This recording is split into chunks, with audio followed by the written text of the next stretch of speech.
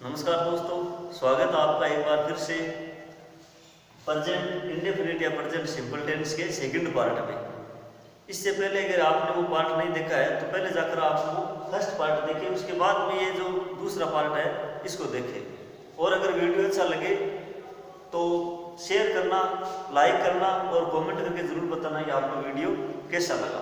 तो चलिए शुरू करते हैं आज का अपना टॉपिक प्रेजेंट इंडेफिनिट या प्रेजेंट सिंपल टेंस में वाक्य किस प्रकार बनाते हैं, सेंटेंस स्ट्रक्चर क्या होता है उसके बारे में जानते हैं। Sentence structure, sentence structure. Sentence tense में चार प्रकार के वाक्य होते हैं। पहला है सिंपल सेंटेंस यानी साधारण वाक्य। सिंपल सेंटेंस यानी साधारण वाक्य। इसमें साधारण कथन का बोध होता है।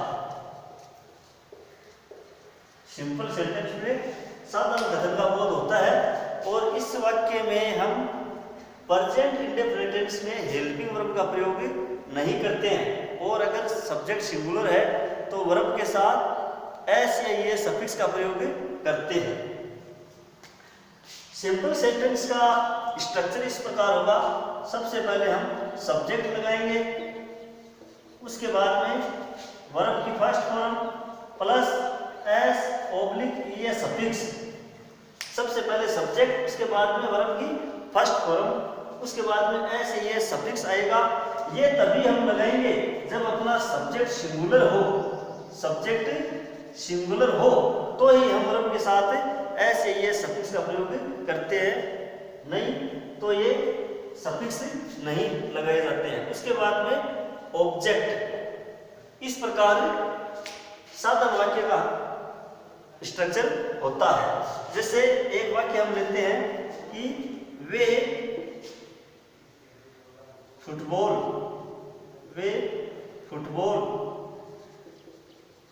खेलते हैं। वे फुटबॉल खेलते हैं। इसमें सब्जेक्ट क्या है? दे, वे।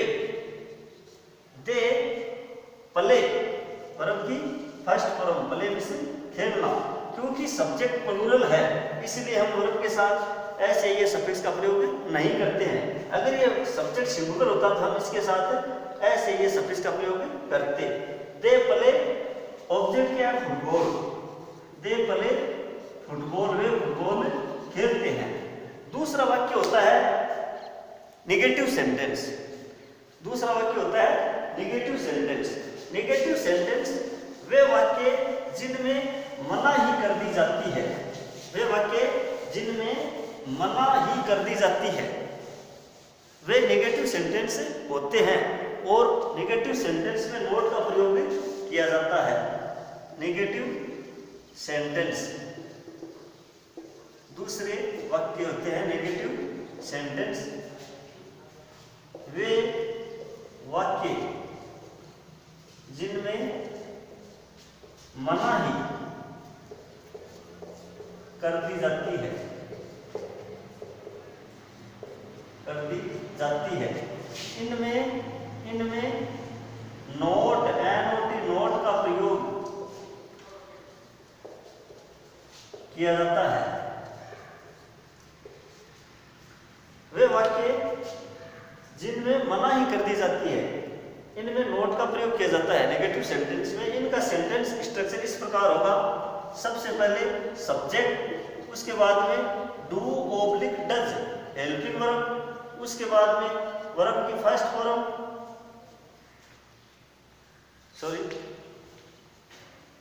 हेल्पिंग वर्ब के बाद नोट का प्रयोग किया जाता है।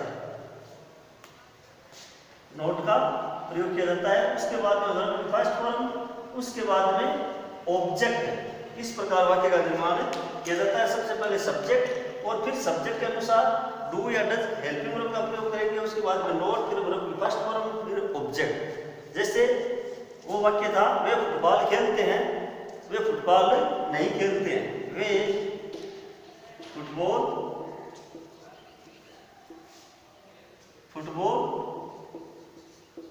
नहीं खेलते हैं, वे फुटबॉल नहीं खेलते हैं। तो इसका इंग्लिश में ट्रांसलेट हम इस प्रकार करेंगे, सब्जेक्ट हो गया अपना दे, क्योंकि दे है प्लूरल, इसलिए प्लूरल के साथ प्रयोग करेंगे डू का। They do not, do does के बाद में क्या है not, they do not verb की first form play, play means खेलना, they do not play football, वे फुटबॉल नहीं खेलते हैं, वे फुटबॉल नहीं खेलते हैं। तीसरा जो सेंटेंस है वो है इंटरोगेटिव सेंटेंस, यानी प्रश्नवाचक वाक्य। प्रश्नवाचक वाक्यों से हमें किसी प्रश्न का बोध होता है, जैसे क्या वे फुटबॉल खेलते हैं, इस प्रकार। तीसरा सेंटेंस है इंटरोगेटिव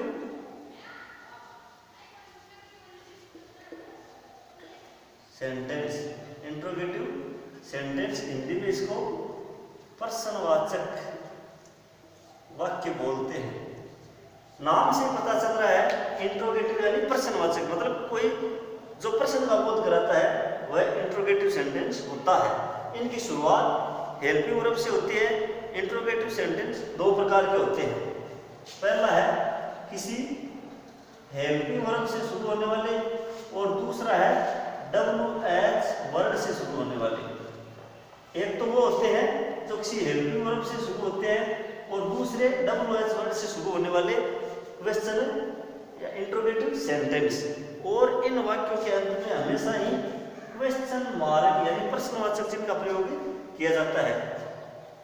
जैसे देखिए कि वे वाक्य जिनसे प्रश्न का बोध हो इनके अंत में प्रश्नवाचक चिन्ह ये होता है क्वेश्चन मार्क, इंटरोगेटिव मार्क का प्रयोग किया जाता है,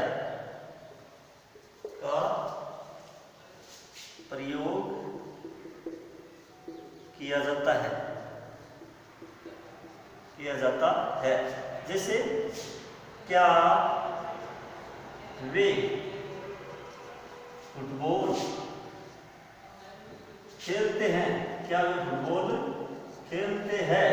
तो इसका सेंटेंस स्ट्रक्चर इस प्रकार होगा, सबसे पहले हेल्पिंग वर्ब डू या डज, उसके बाद में सब्जेक्ट, उसके बाद में वर्ब की फर्स्ट फॉर्म, उसके बाद में ऑब्जेक्ट, और अंत में क्वेश्चन मार्क। तो अपना सब्जेक्ट क्या है, दे है, प्लूरल तो यहां आ जाएगा do, they subject, play verb plus object football, do they play football, क्या वे फुटबॉल खेलते हैं, और अंत में क्वेश्चन मार्क। दूसरे जो इंटरोगेटिव सेंटेंस होते हैं वो किसी WH वर्ड से शुरू होते हैं। इनका सेंटेंस स्ट्रक्चर इस प्रकार होगा, सबसे पहले WH वर्ड, उसके बाद में डू ऑब्लिक डज, उसके बाद में सब्जेक्ट प्लस वर्ब की फर्स्ट फॉर्म प्लस ऑब्जेक्ट और क्वेश्चन मार्क। ये WH वर्ड से शुरू जो वाक्य होते हैं उनका सेंटेंस स्ट्रक्चर है, सबसे पहले WH वर्ड, उसके बाद में हेल्पिंग वर्ब डू या डज, उसके बाद में सब्जेक्ट, उसके बाद में वर्ब की फर्स्ट फॉर्म, उसके बाद में ऑब्जेक्ट। जैसे वे फुटबॉल खेलते हैं, वे फुटबॉल कहाँ खेलते हैं, वे फुटबॉल कहाँ खेलते हैं, वे फुटबॉल कहाँ खेलते हैं, कहाँ खेलते हैं। तो इसमें सबसे पहले कहाँ को अंग्रेजी में बोलते हैं वेयर, अपना सब्जेक्ट यहाँ क्या होगा दे, दे क्या है, प्लूरल है, तो आ जाएगा do, where do they, verb की first form play, object football, where do they play football, question mark. ठीक है, अपना नेक्स्ट जो सेंटेंस है वो है interrogative negative sentence, interrogative negative sentence.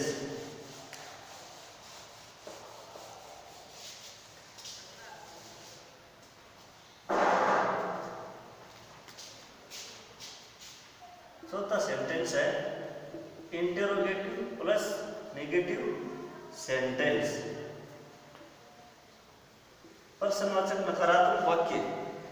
ये वाक्य हेल्पिंग वर्ब से शुरू होते हैं, हेल्पिंग वर्ब से शुरू होते हैं, नोट का प्रयोग किया जाता है और अंत में क्वेश्चन मार्क आता है। जैसे क्या वे फुटबॉल, क्या वे फुटबॉल खेलते हैं, क्या वे फुटबॉल खेलते हैं। इनका सेंटेंस स्ट्रक्चर इस प्रकार होगा, सबसे पहले डू या does helping verb plus subject plus note, उसके बाद में वर्ब की फर्स्ट फॉर्म, उसके बाद में ऑब्जेक्ट और अंत में क्वेश्चन मार्क। तो अगर हम इस वाक्य का इंग्लिश में ट्रांसलेट करेंगे तो इस प्रकार बनेगा डू, क्योंकि सब्जेक्ट प्लूरल है तो डू आ गया, do they not play football, do they not play football और अंत में क्वेश्चन मार्क। तो इस प्रकार हम प्रेजेंट इंडेफिनिट या प्रेजेंट सिंपल टेंस में इन स्ट्रक्चर के माध्यम से हम आसानी से किसी ने भी हिंदी के वाक्यों को अंग्रेजी में ट्रांसलेट कर सकते हैं। जैसे एक इंग्लिश है का हिंदी का सेंटेंस है कि हम बाजार जाते हैं, हम बाजार जाते हैं, ये सिंपल सेंटेंस है। इसका नेगेटिव क्या होगा, हम बाजार नहीं जाते हैं। प्रश्नवाचक क्या बनेगा, हम बाजार, क्या हम बाजार जाते हैं, हम बाजार जाते हैं, हम बाजार नहीं जाते हैं, क्या हम बाजार जाते हैं, क्या हम बाजार नहीं जाते हैं। इस प्रकार ये वाक्य बनेंगे, हम बाजार जाते हैं, हम बाजार नहीं जाते हैं। अगला, क्या हम बाजार जाते हैं, अंत में क्वेश्चन मार्क। चौथा सेंटेंस बनेगा, क्या हम बाजार नहीं जाते हैं, क्वेश्चन मार्क। मतलब हम बाजार जाते हैं, हम बाजार नहीं जाते हैं, क्या हम बाजार जाते हैं, क्या हम बाजार नहीं जाते हैं। तो इंग्लिश में अगर हम ट्रांसलेट करेंगे स्ट्रक्चर के माध्यम से प्रेजेंट इंडेफिनिट टेंस में, तो we go to market, we go to market. दूसरा, हम बाजार नहीं जाते हैं, we do not go to market, we do not go to market. तीसरा, क्या हम बाजार जाते हैं, do we go to market और अंत में क्वेश्चन मार्क।